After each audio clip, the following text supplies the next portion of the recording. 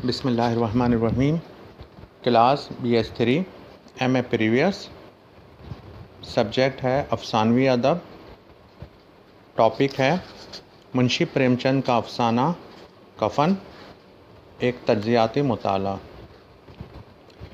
جوگندر پال نے کفن پر تجزیہ کرتے ہوئے لکھا ہے، یہ امر معنی خیز ہے کہ کفن پریم چند کی موت کے بعد شائع ہو پائی۔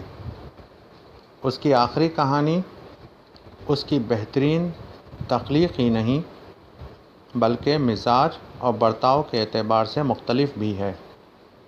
اس کا یہ مطلب نہیں کہ کفن اس سے اتفاقاً ہو گئی، بلکہ یہ کہ اسی آخری کہانی سے اس کی نجات ہونا تھی، جس کے بعد آنے والے ادوار کی طرف اس کے پٹ کھلتے ہیں۔ افسانے کا آغاز جس تاثر اور معاونت کو لیے ہوئے شروع ہوتا ہے، اس سے انکار ممکن نہیں ہے کہ اس کی تہ میں زندگی کی حقیقت چھپی ہوئی ہے۔ جھونپڑے کے دروازے پر باپ اور بیٹا دونوں ایک بجھے ہوئے الاؤ کے سامنے خاموش بیٹھے ہوئے تھے، اور اندر بیٹے کی نوجوان بیوی بدیعہ درد ز سے بچھاڑیں کھا رہی تھی، اور رہ رہ کر اس کے منہ سے ایسی دلخراش صدا نکلتی تھی کہ دونوں کلیجہ تھام لیتے تھے۔ جاڑوں کی رات تھی، فضا سناٹے میں غرق، سارا گاؤں تاریکی میں جذب ہو گیا تھا۔ جس طرح ہر وہ آدمی جو زندگی کا مقصد جانتا ہے، یہ چاہتا ہے کہ وہ کم از کم کوئی ایک ایسا کام ضرور کر جائے کہ جس کی بدولت وہ ہمیشہ یاد رکھا جائے۔ خاص طور پر یہ جذبہ ادیب اپنے اندر کچھ زیادہ ہی رکھتا ہے کہ کوئی ایسی تخلیق اس کے قلم سے تخلیق ہو جائے کہ وہ اس کی تمام تخلیقات اس کے سائے میں آ جائیں۔ پریم چند کی کہانی کفن کے ساتھ بھی کچھ ایسی ہی صورتحال ہے کہ تمام جذباتیت، رومانیت، سماجیت، شعوریت اور نفسیات خود پریم چند کی شخصیت کے گرد بن کر رہ گئی۔ سوال یہ ہے کہ اگر یہ افسانہ اس ماحول اور اس ادبی اور سیاسی و سماجی ماحول اور مرحلے میں نہ لکھا گیا ہوتا تو کیا پھر اسے ایسی ہی غیر معمولی شہرت حاصل ہوئی ہوتی؟ دوسرے لفظوں میں یہ کہا جا سکتا ہے کہ کیا یہ افسانہ ایک فن پارے کے طور پر اپنے باطن میں بھی کچھ لیے ہوئے ہے؟ ڈاکٹر اورنگزیب عالمگیر کا کہنا ہے،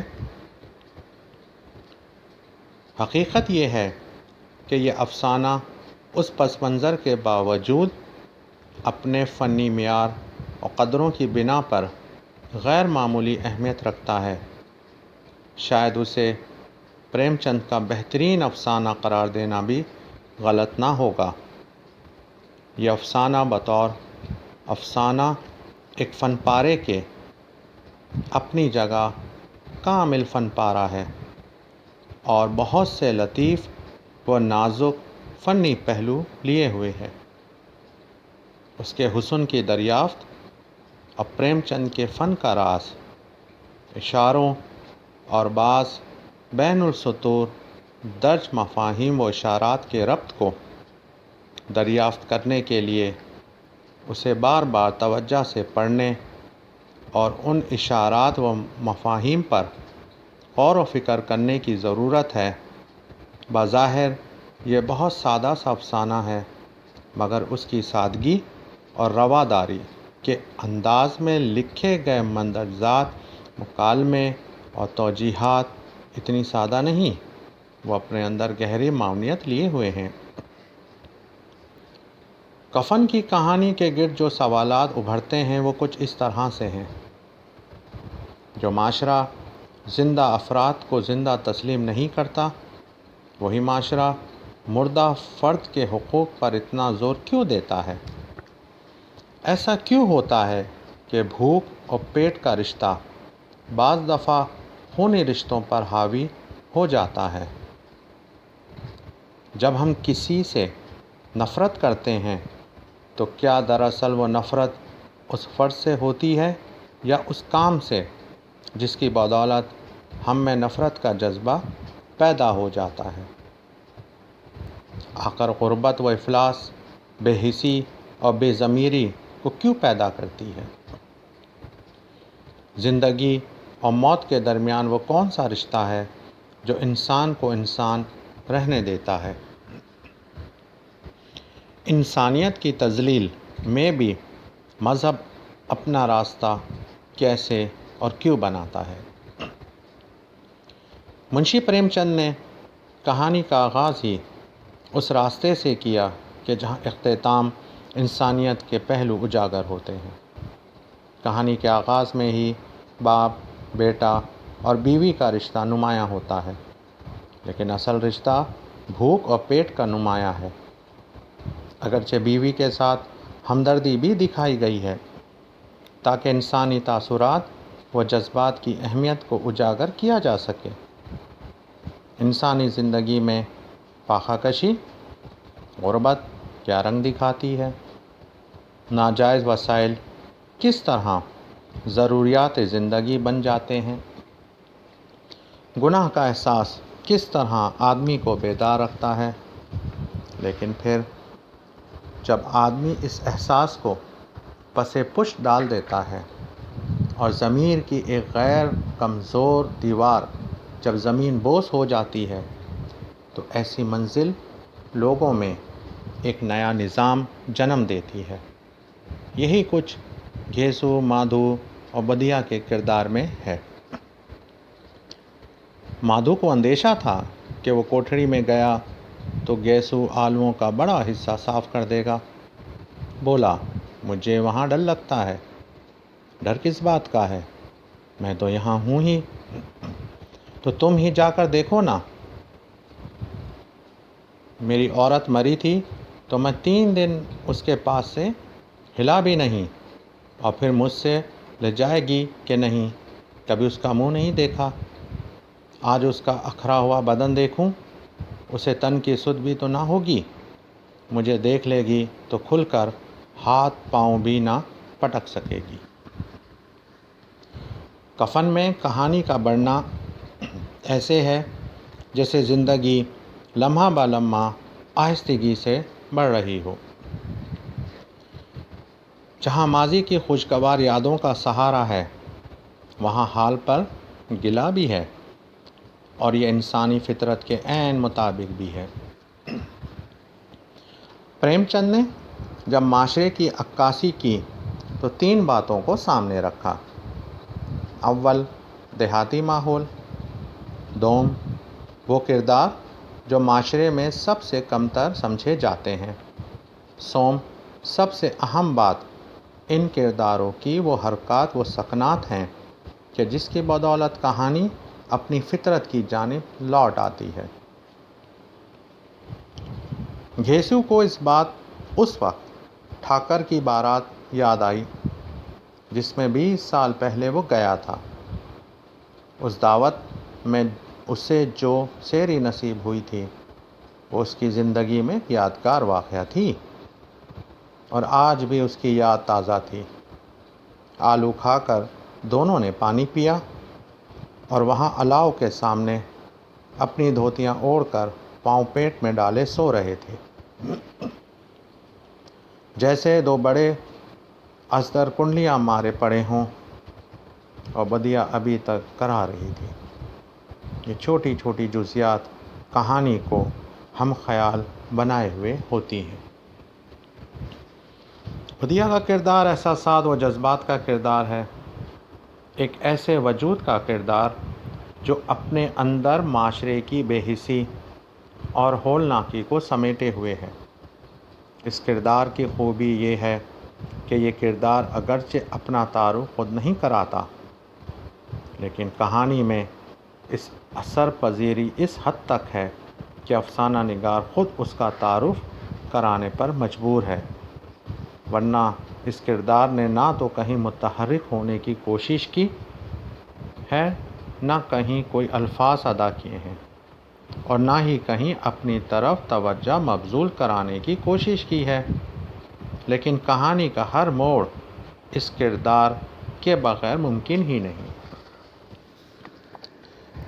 یہ کسی افسانہ نگار کی خوبی ہوتی ہے کہ وہ بعض کردار کہانی میں اس خوبی سے لے کر آگے بڑھتا ہے کہ پڑھنے والا محسوس بھی نہیں کرتا، لیکن وہ کردار آہستگی سے ساری کہانی پر بالواسطہ یا بلا واسطہ چھائے ہوئے ہوتے ہیں۔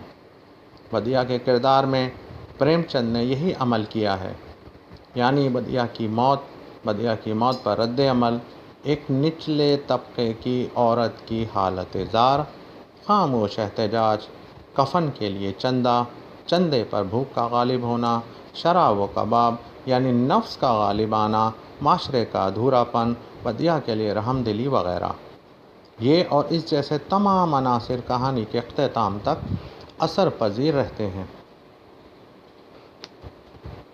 صبح کو مادھو نے کوٹھڑی میں جا کر دیکھا تو اس کی بیوی ٹھنڈی ہو گئی تھی، اس کے منہ پر مکھیاں بھنک رہی تھیں۔ بڑی اچھی تھی بیچاری، مری بھی تو خوب کھلا پلا کر، لے جا خوب کھا اور آشیرواد دے، جس کی کمائی تھی وہ تو مر گئی، مگر تیرا آشیرواد ضرور پہنچ جائے گا، روئیں روئیں سے آشیرواد دے، بڑی گاڑی کمائی کے پیسے ہیں۔ محمد حسن نے سماج کی ماہیت میں پوشیدہ کڑواہٹ کو کچھ یوں اجاگر کیا ہے۔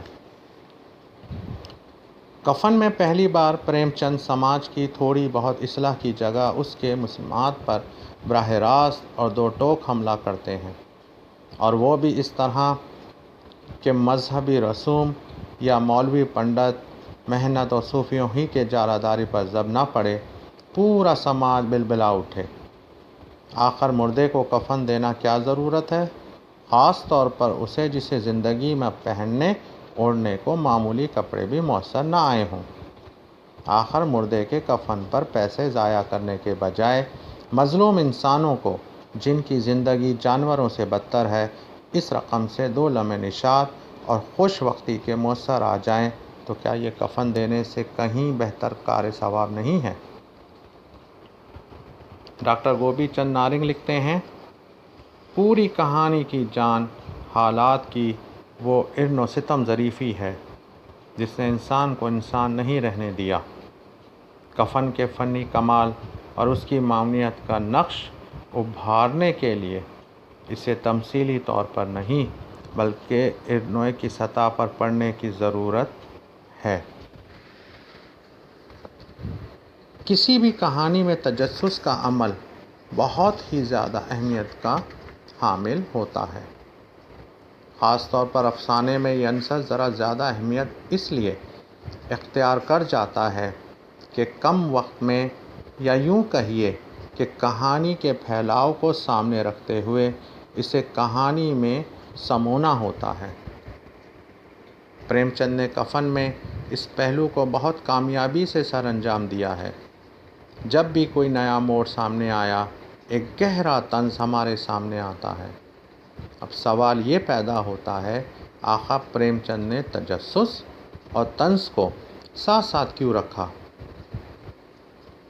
اگر ذرا غور کریں تو ہمیں معلوم ہو جائے گا کہ یہ معاشرے کی بنیادی عکاسی ہے۔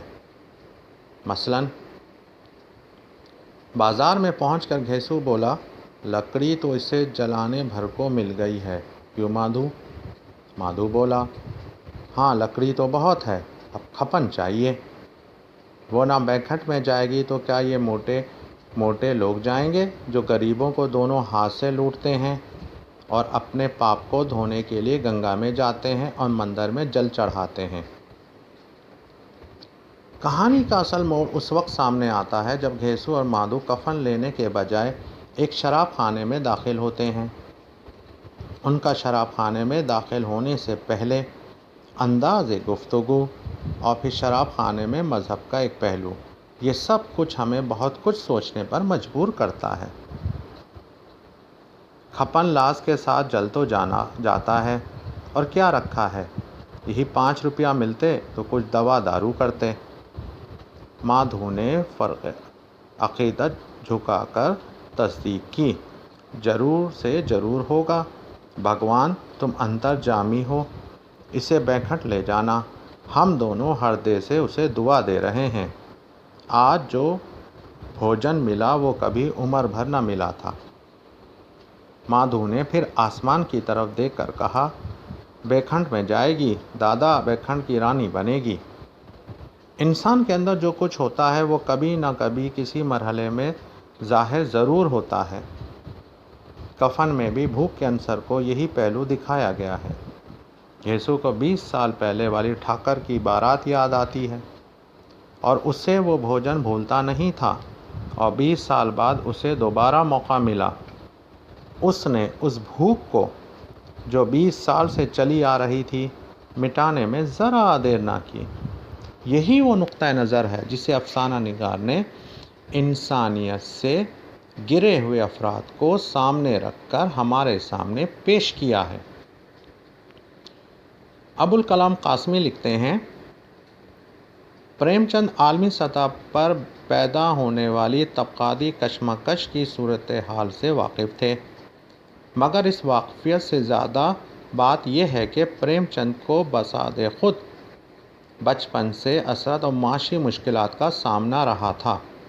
اس سے کوئی فرق نہیں پڑتا کہ روس کے انقلاب یا اس انقلاب کے نتیجے میں عالمی سطح پر پسماندہ طبقے کے سر ابھارنے کے رجحان سے پریم چند نے کوئی تحریک حاصل کی تھی یا نہیں، اس لیے کہ عالمی سطح پر جزیاتی مادیت کے تصور کے عام ہوئے بغیر بھی پریم چند خود اپنے تجربات اور مشاہدات کی بنیاد پر کفن جیسی کوئی کہانی کر سکتے تھے۔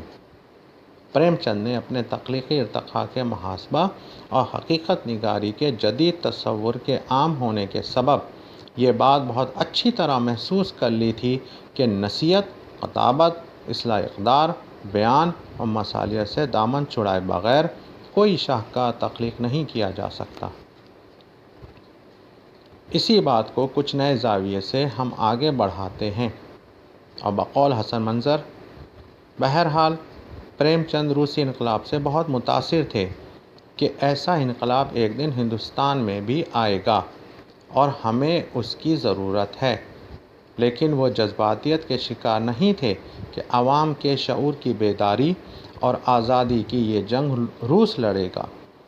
وہ حقیقت پسند تھے کہ ایسا انقلاب لانے کے لیے خود یہاں کے عوام کو میدان عمل میں اترنا پڑے گا، تب جا کر جہالت، مذہب کے ہاتھوں عوام کے استحصال اور اپنے دیش کے دھنوانوں اور غیر ملکیوں کے تسلط سے نجات ہوگی، اور زمین اور کارخانوں کے مالک وہ بن سکیں گے جو کھیت جوتتے اور مشین چلاتے ہیں، اور تب ہی دولت چند ہاتھوں سے نکل کر سب کی ضرورت کے مطابق پورے ملک میں پھیل سکے گی۔ کفن میں جب کردار اپنی حسرت پوری کر لیتے ہیں تو یکایک انہیں مذہب یاد آنے لگتا ہے، لیکن اس میں کچھ شرمندگی کا پہلو بھی شامل حال ہے۔ یہاں پر کہانی اپنے عروج پر ہے۔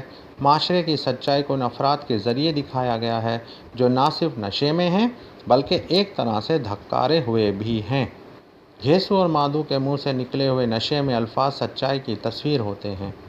اکثر انسان شعور کی حالت میں خوف زدہ رہتا ہے۔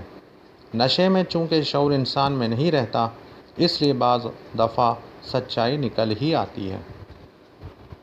گھیسو کھڑا ہو گیا اور مسرت جیسے کہ لہروں میں تیرتا ہوا بولا، ہاں بیٹا، بیکھٹ میں جائے گی۔ کسی کو ستایا نہیں، کسی کو دبایا نہیں، مرتے وقت ہماری زندگی کی سب سے بڑی لاسا پوری کر گئی۔ وہ نہ بیکھٹ میں جائے گی تو کیا یہ موٹے موٹے لوگ جائیں گے جو غریبوں کو دونوں ہاتھ سے لوٹتے ہیں اور اپنے پاپ کو دھونے کے لیے گنگا میں جاتے ہیں اور مندر میں جل چڑھاتے ہیں۔ اس مرحلے میں کبھی کہانی میں خوشی کا پہلو ہے تو کبھی غم کا۔ خوشی اس لیے کہ زندگی کی ایک بڑی حسرت پوری ہو گئی، اور غم اس بات کا یہ خوشی کفن کے پیسوں سے پوری ہوئی ہے، اور مرنا تو انہیں بھی ہے یہاں پر ہمیں مادھو کو اپنی بیوی سے محبت کی جھلک محسوس ہوتی ہوئی نظر آتی ہے۔ ایک لمحے کے بعد مادھو کے دل میں ایک تشویش پیدا ہوئی۔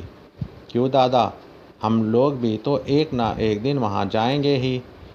گھیسو نے اس طفلانہ سوال کا جواب نہ دیا، مادھو کی طرف پر ملامت انداز سے دیکھا۔ جو وہاں ہم لوگوں سے وہ پوچھے گی کہ تم نے ہمیں کفن کیوں نہیں دیا تو کیا کہو گے؟ کہیں گے تمہارا سر۔ پوچھے گی تو ضرور، تو کیسے جانتا ہے کہ اسے کفن نہ ملے گا؟ تو مجھے ایسا گدھا سمجھتا ہے؟ میں 60 سال کیا دنیا میں گھاس کھودتا رہا ہوں، اس کو کفن ملے گا اور اس سے اچھا ملے گا جو ہم دیتے۔ اس کے ساتھ ساتھ جس طرح وہ بکاری کو بچی ہوئی پوریاں وغیرہ دیتے ہیں، یا پھر آخر میں ان کا یہ گانا کہ ٹھگنی کیوں نینا جھمکا دے ٹھگنی، پھر ناچنا، اچھلنا، کودنا وغیرہ، یہ سب اس بات کی غمازی کرتا ہے کہ دبی ہوئی خواہشات انسانی نفسیات کی گروہوں میں جکڑی ہوئی ہوتی ہیں۔ بعض حالات میں گھیسو عقل مندانہ باتیں بھی کرتا ہے، لیکن شاید وہ اس لیے کہ اب وہ اپنی زندگی کی لالسا پوری کرنے کے لیے کوئی رکاوٹ برداشت نہیں کر سکتا۔ یوں اس کے اندر کی چھپی ہوئی شعور کی رو اسے مختلف راستے دکھاتی رہتی ہے۔ ڈاکٹر اورنگزیب عالمگیر نے تجزیہ کرتے ہوئے لکھا ہے، گھیسو اور مادھو کے رویوں کے تجزیے کی حد تک ہم کہہ سکتے ہیں کہ وہ منفی زیادہ ہیں، انسانی کم، یا شاید زندہ درگور بے کفن لاشیں۔ جو بات قاری کے ذہن میں ایک سوال کے طور پر موجود رہتی ہے، یہ ہے کہ گھیسو جو معاشرے کا ناقد بھی ہے اور جو باہمنوں کی دی ہوئی رقم کے پرلوک میں ملنے کے امکان پر شک کرتا ہے کہ کون دیکھتا ہے کہ پرلوک میں ملتا ہے کہ نہیں، کیونکہ بدیاں نے کسی کا استحصال نہیں کیا، کسی کو دبایا اور ستایا نہیں، اس لیے اس کی نجات ہوگی۔ اور موٹے موٹے لوگ جو غریبوں کو دونوں ہاتھ سے لوٹتے ہیں اور اپنے پاپ دھونے کے لیے گنگا میں جاتے ہیں اور مندر میں جل چڑھاتے ہیں، وہ یقیناً نہیں بخشے جا سکتے۔ تو اپنے منفی رویے پر کیوں غور نہیں کرتا اور کیوں نہیں سوچتا کہ اس کا رد عمل منفی ہے؟ ہم دیکھتے ہیں کہ جہاں یہ موضوع مقصد، مواد کی پیشکش اور اشارات و معاونت کا ایک جہاں لیے ہوئے ہے اور اس نے امکانات، طرز فکر اور رجحان کو متعین کر دیا تھا، وہاں یہ روایتی کہانی لکھنے کے فن کی سادگی و تفہیم کی عام سطح کو بھی اپنے اندر سموئے ہوئے تھا۔ یہ افسانہ قدیم و جدید کے امتزاج کا عمدہ نمونہ قرار دیا جا سکتا ہے۔ شکریہ۔